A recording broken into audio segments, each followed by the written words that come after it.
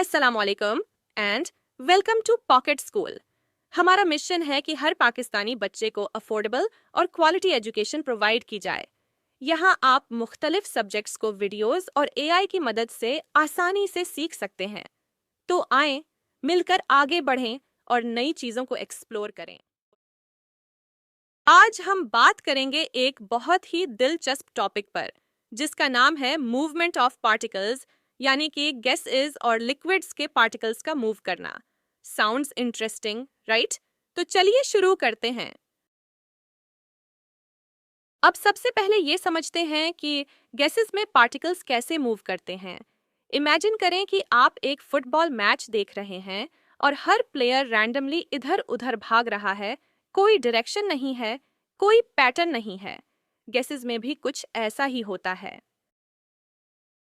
Particles randomly move करते हैं, न इनकी स्पीड फिक्स होती है और न ही डायरेक्शन। अब अगर हम दो डिफरेंट गैसेस को एक कंटेनर में डाल दें तो क्या होगा? दोनों गैसेस के पार्टिकल्स रैंडमली मूव करेंगे और पूरे कंटेनर में फैल जाएंगे। इस प्रोसेस को डिफ्यूजन कहते हैं। डिफ्यूजन वो प्रोसेस है जिसमें पार्टिकल्स हाई कॉन्सेंट्रेशन से लो कॉन्सेंट्रेशन की तरफ मूव करते हैं। कॉन्सेंट्रेशन का मतलब होता है कि किसी जगह पर कितने ज्यादा या कम पार्टिकल्स मौजूद हैं। जितना ज्यादा कॉन्सेंट्रेशन डिफरेंस होगा, डिफ्यूजन इतना ही तेज होगा। अब एक एग्जाम्पल लेते हैं ताकि डिफ्यूजन को और अच्छी तरह समझ सकें। इमेजिन करें कि हमारे पास एक कंटेनर है जिसके दरमियान में एक टैप लगा है। एक साइड पर ब्लू गैस है और दूसरी साइड पर रेड गैस। जब टैप बंद होता है तो ब्लू गैस के पार्टिकल्स सिर्फ लेफ्ट साइड पर होते हैं और रेड गैस के पार्टिकल्स सिर्फ राइट साइड पर। लेकिन जैसे ही हम टैप खोलते हैं, दोनों गैसेस के पार्टिकल्स आपस में मिक्स होना शुरू हो जाते हैं। ब्लू गैस के कुछ पार्टिकल्स राइट साइड पर चले जाते हैं और रेड गैस के कुछ पार्टिकल्स लेफ्ट साइड पर आ जाते हैं। ये डिफ्यूजन का आगाज होता है। कुछ वक्त बाद दोनों साइड्स पर गैसेस इक्वल कॉन्सेंट्रेशन में होती हैं, यानी दोनों गैसेस पूरे कंटेनर में इक्वली फैल चुकी होती हैं। लेकिन याद रखें, डिफ्यूजन खत्म होने के बाद भी पार्टिकल्स की मूवमेंट नहीं रुकती। वो हमेशा रैंडमली मूव करते रहते हैं। अब आप सोच रहे होंगे कि डिफ्यूजन का रियल लाइफ में क्या फायदा है। कभी आपने महसूस किया कि जब किचन में कोई खाना पक रहा हो तो उसकी खुशबू आप तक कैसे पहुंचती है? जी हाँ, ये भी डिफ्यूजन की वजह से होता है। जब खाना गर्म होता है तो उसके कुछ पार्टिकल्स गैस में कन्वर्ट हो जाते हैं और फिर वो गैस पार्टिकल्स रैंडमली मूव करते हुए एयर में फैल जाते हैं। और जैसे जैसे आप खाने के करीब जाते हैं, स्मेल ज़्यादा स्ट्रॉन्ग हो जाती है क्योंकि वहाँ पार्टिकल्स की कंसंट्रेशन ज़्यादा होती है। इसी तरह बहुत से एनिमल्स फूड की सेंट को यूज़ करके अपना फूड ढूंढते हैं।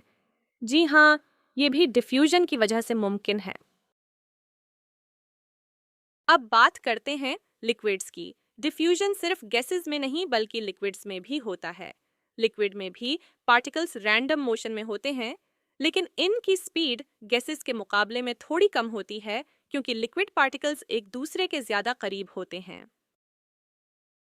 एग्जाम्पल के तौर पर, अगर आप पानी में ब्लू इंक डालें तो स्टार्ट में इंक एक जगह कॉन्सेंट्रेट होगी, फिर आहिस्ता आहिस्ता फैलना स्टार्ट होगी